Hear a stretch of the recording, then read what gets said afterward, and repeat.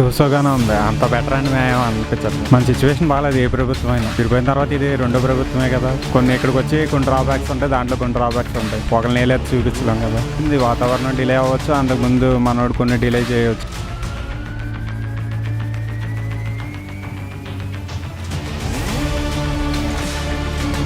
ఉన్న బలం కూడా తోరైతేనే. గుడివాడ అమర్నాథ్ గారు మీకు తెలుసా? IT minister, AP IT minister.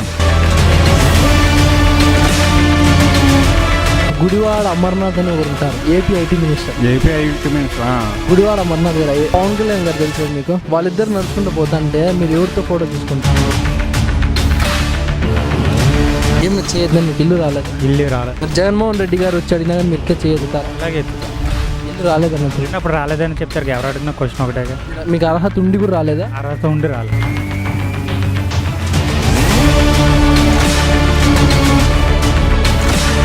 ఆంధ్రప్రదేశ్లో ప్రభుత్వ పనితీరు ఎట్లుందినా? చూసోగానే ఉంది. అంత బెటర్ అని మేము అనిపించట్లేదు. అంత బెటర్మెంట్ ఏం లేదా? బెటర్మెంట్ అంటే ఏమీ లేదు. మరి పాత ప్రభుత్వంలో బాగుండదా, ఈ ప్రభుత్వంలో బాగుందా? మన సిచ్యువేషన్ బాగాలేదు. ఏ ప్రభుత్వం అయినా మన విడిపోయిన తర్వాత ఇది రెండో ప్రభుత్వమే కదా.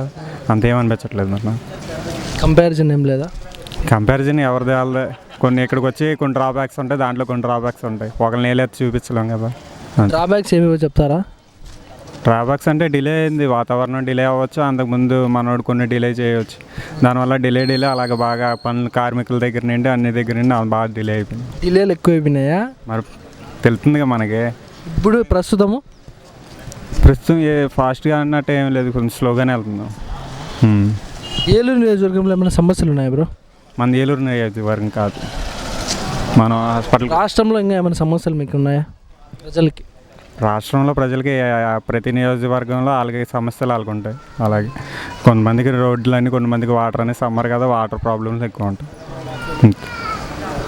ఇప్పుడు రాష్ట్ర రాజకీయాల్లో పవన్ కళ్యాణ్ గారు ఏ వైపు వెళ్తే ఆ వైపు గెలుపంటున్నారు, మరి అది వాస్తవమా? ఏమో చెప్పలేం. కొన్ని ఆ పార్టీకి ఉన్న బలం కూడా తోరైతేనే అది. గుడివాడ అమర్నాథ్ గారు మీకు తెలుసా? IT minister, AP IT minister. తెలుసా? ఐటీ ఎవరైనా? గుడివాడ అమర్నాథ్ గారు. అమర్నాథ్ గారు కదా ఆయన పేరు. గుడివాడ ఎవరు ఎమ్మెల్యే? గుడివాడ ఎమ్మెల్యే కొడాలి నాని. గుడివాడ అమర్నాథ్ అని ఒకరు ఉంటారు, AP IT minister. AP IT minister. Gudivada Amarnath గారు ఐడియా వచ్చింది? ఐడియా వచ్చింది, చెప్పు. పవన్ కళ్యాణ్ గారు తెలుసు కదా మీకు?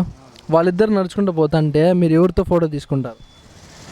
ఎవరు ఫోటో అనేది పవన్ కళ్యాణ్తో తీపించుకోవచ్చు అంతే. మరి ఫేమస్ పర్సన్ అని నువ్వు అడిగితే అది వేరే క్వశ్చన్ అయ్యేది.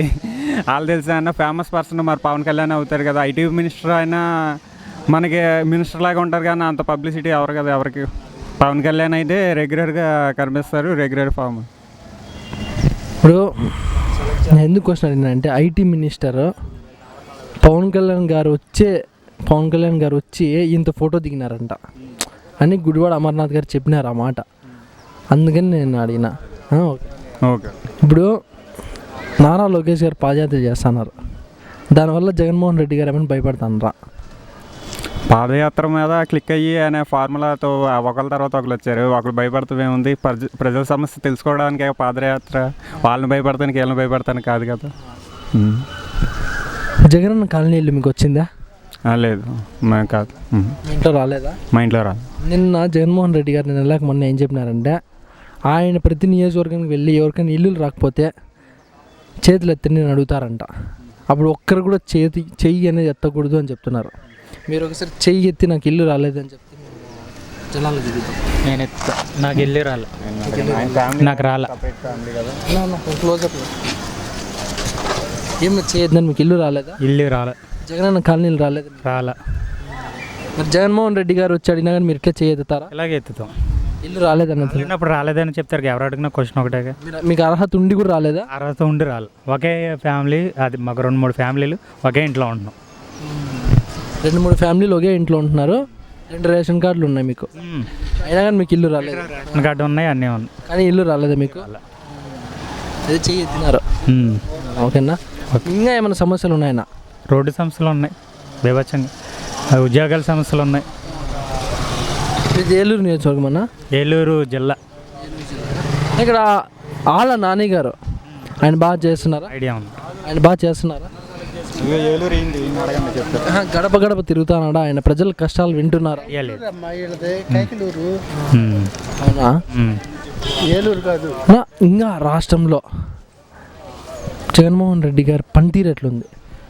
నాకైతే అసలు అందరూ ఒకలాగా ఉంటారు కదా. మరి ఈ రాజకీయవేత్తలు కానీ వీళ్ళందరూ బూతులు మాట్లాడుతున్నారు కదా, దానిపైన మీ అభిప్రాయం? చిన్నపిల్లల్లాగా రాజకీయాలను బూతులు మాట్లాడుతున్నారు, అది వేస్ట్. ఇట్లా బూతులు మాట్లాడాలంత వేస్టా? అంతే వేస్ట్. మా ఇంట్లో తల్లిదండ్రులు మాట్లాడితే మేము పాడైపోతాం కదా. మరి రాజకీయ నాయకులు మాట్లాడితే ప్రజలు కూడా అంతేగా. అట్లా జరుగుతుంది. ఆ. కానీ ఇప్పుడు పవన్ కళ్యాణ్ గారు ఏ వైపు వెళ్తే ఆ వైపు గెలుపు అంటున్నారు, మరి అది నిజమా? ఎవరు అభిమానం వాళ్ళకు ఉంటుంది. అభిమానమా? జన సైనికులు కూడా లక్షల్లో వస్తారు పవన్ కళ్యాణ్ గారు చూసేకే, కానీ వేలల్లో ఓటేస్తారు, ఇది నిజమా? అది చెప్పలేం. చెప్పలేమా? ఓటు అనేది చెప్పలేమా? ఓటు అనేది చెప్పలేం. కదన్నా, ఇప్పుడు ఓటు అమ్ముకుంటారు చాలామంది. సో అలాంటి ఓటు అమ్ముకునే వ్యక్తుల్ని మనం ఏ జంతువుతో పోల్చాల?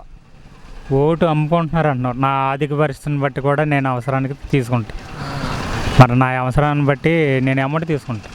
నేను కాదన్నా, అమౌంట్ తీసుకుంటారు. మరి అంతే, నా ఆర్థిక పరిస్థితి బాగాలేనప్పుడు నేను తీసుకుంటాను. కానీ ఆత్మాభిమానంతో ఓటేరా? అన్నీ ఉంటే అభిమానం అన్నది ఉంటుంది. నాకే లేనప్పుడు నా అభిమానం ఏముంటుంది? డబ్బు తీసుకొని ఓటేయడం కరెక్టా? కరెక్ట్ కాదు. కాకపోతే నా ఆర్థిక పరిస్థితిని ఆలోచించాలి మీరు. మీ ఆర్థిక పరిస్థితి బాగాలేదని తీసుకుంటున్నారా?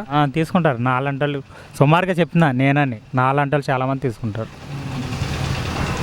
మరి అట్లా జరుగుతుంది పరిస్థితి, సమాజంలో అంతా అట్లా జరుగుతుంది. డబ్బులు తీసుకునే ఓటేస్తానరా?